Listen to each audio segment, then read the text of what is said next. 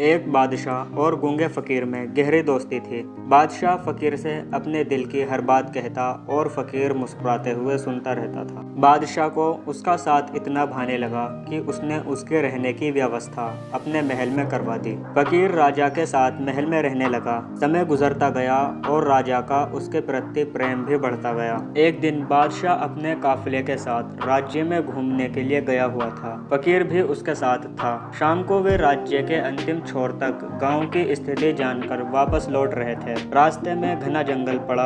बादशाह का काफिला रास्ता भटक गया।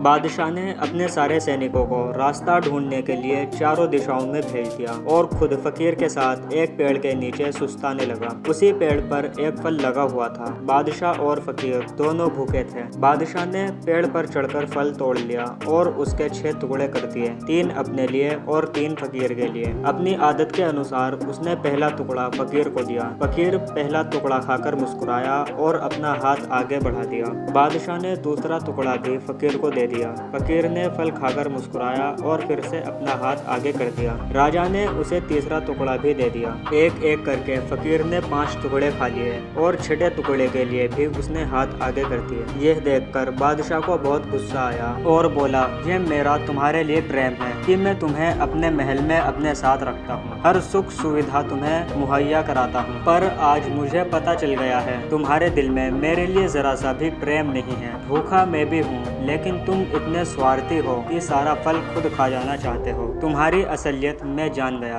आज से हमारी दोस्ती खत्म और अभी इसी वक्त मेरी नजरों से दूर चले आओ। राजा की यह बात सुनकर फकीर वहाँ से चला जाता है। फकीर के जाने के बाद राजा फल का आखिरी टुकड़ा खाने लगा, लेकिन फल को चबाते ही उसने फल थूक दिया। फल इतना कड़वा था कि उसे खाया ही नहीं जा सकता था। राजा को समझ आ गया कि फकीर क्यों सारे टुकड़े मांगकर खा जाना चाहता था। राजा को समझ आ जाता है कि फकीर का राजा के प्रति कितना गहरा प्रेम है। राजा की दी हर चीज वे खुशी खुशी स्वीकार करता था और सदा मुस्कुराते रहता था। इसीलिए जब राजा ने उसे फल दिया तो वह भी स्वीकार किया और कड़वा होने के बावजूद मुस्कुराते हुए खा गया। वह सारे टुकड़े इसीलिए मांगकर खा जाना चाहता था ताकि राजा को इस बात का पता न चल सके कि वह फकीर को कड़वा फल खिला रहा है। जब राजा के दिए मीठे फल उसने खुशी खुशी खाए थे तो कड़वा क्यों ना खाता। यह बात समझ में आने पर बादशाह पछताने लगा, मगर अब देर हो चुकी थी। अपने संदेह के कारण वे अपना परम मित्र को खो चुका था। तो दोस्तों, सच्चे दोस्त कभी आपका बुरा नहीं चाहेंगे, वे आपको रोकेगा भी तो आपके भले के लिए। सच्ची दोस्ती हमेशा सहज कर रखें। दोस्ती के फल में संदेह का कीड़ा लग जाए तो उसे खराब होते देर नहीं लगती। इसीलिए जब भी दोस्ती करें भरोसे की नींव पर करें। तो दोस्तों, आपको बादशाह और फकीर की कहानी कैसी लगी कमेंट में ज़रूर बताइए। अगर आप हमारे चैनल पर नए हैं तो वीडियो को लाइक एंड चैनल को सब्सक्राइब करना ना भूलें।